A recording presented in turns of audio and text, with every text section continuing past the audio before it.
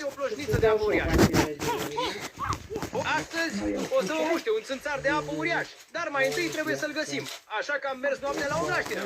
Acest tip de mlaștini au destul de multă viață, mai ales după ploi. Sunt o mulțime de insecte, dar în mare parte amfibieni. Până am găsit chiar și o pisică. Dar acum trebuie să intrăm.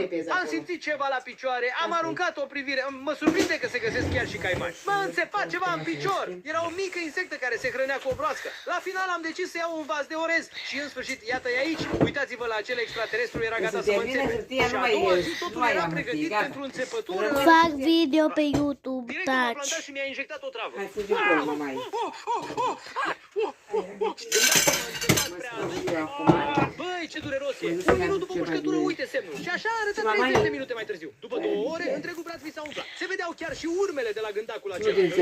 În brațul meu s-a dublat în volum și am avut o căpușă pe fund. Mușcat de o ploșniță de apă uriașă.